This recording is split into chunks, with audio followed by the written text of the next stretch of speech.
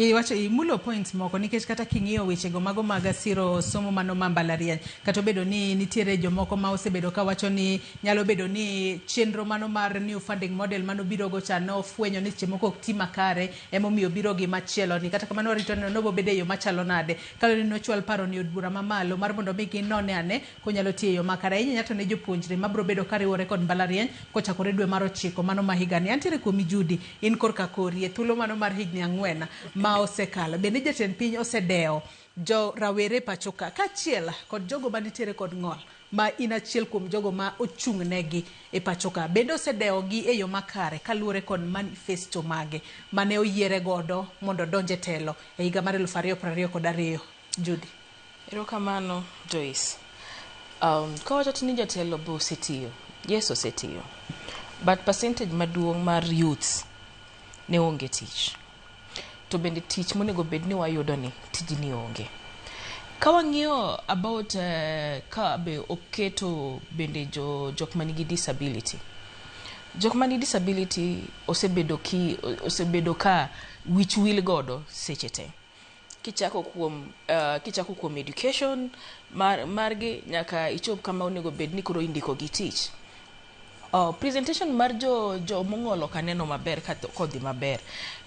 Wan gi spokesperson to ero bende osechako tere kende department moko ka bende tiyo kose ok ti. Mano I think there's a lot ma president onego bed ni timo kokao gi kwang'iyo kar jo mong'ol. Niwach nitie jo mong'ol mang'eny mosomo. Kata bende jo mong'ol bende mang'eny mabe ok osomo. Ka ng'a mong'ol dwaro mondo dhi oti affordable housing ere department ma ibo miye. Niwach namba chiel ibo yudo ka en ok osomo koro ok onyal bedo foreman ama ok onyal bedo the engineer onego bed ni obedo jalwedo samoro en ng'a mong'ol to onego bed ni oting'o sam jengo no but ere kaka gidhi bedo involved gini niwach percentage mar jo mong'ol still nitiere piny. The fact that notimo no at least the act of mar 2025 no bedo amended and then it's an act saizi but nitiere miwacho tini en implementation chanicha pod ok okete maber onego bed ni choro lwete matin to kendo kwa keto tini yo mar keto youth mang'eny watch number mar youth ng'eny kidwaro ng'iyo percentage mar youth matiyo e Kenya watch ni like 30 something percent almost 38% mar youth matiyo ok ofula tini gitiyo ni gin gitije maber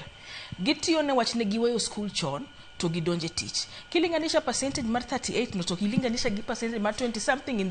in the United States mano youths from 18 years and 20 something can and US America mago ma ginene mar jok matiyo e age no but kidogi ng'iyo bang' jok ma ose graduate iyudo ka percentage waduogo dok chien duogo bedo below 20% but iyudo percentage mar piny ma oko go oidho and above 40 almost 40 there newach koro mano king'iyo itemo yudo niya watiyo lakini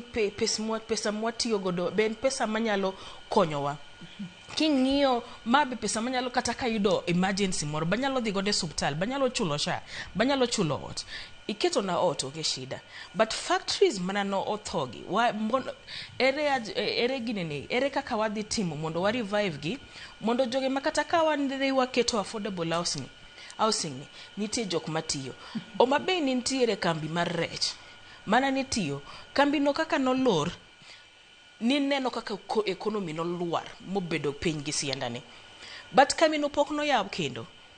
lakini dongine no kapod watimo infrastructure aneno ni yes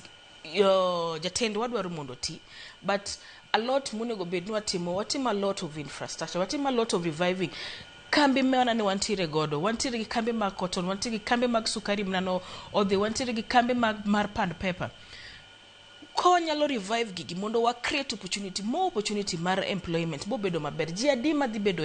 bedo entrepreneurs ohala tek to jok madhi bedo entrepreneurs gi jo county government osechopo ni kar kanyo o misling 25 to ja county biro to ngisi ni onego bed ni mia siling 5,000 ama 10,000 kuom pesa mana no mini ne wach nyanya tijini nyaka obed recognized ere pesa midong godo kumanisha mano kata despite the fact that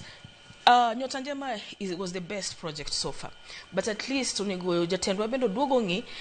the system wantiere godo ni bebo keto youth go bedgi affordable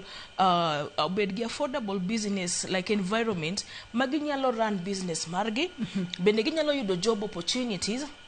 can gi person kolingana gi nyaka gi persons with disability.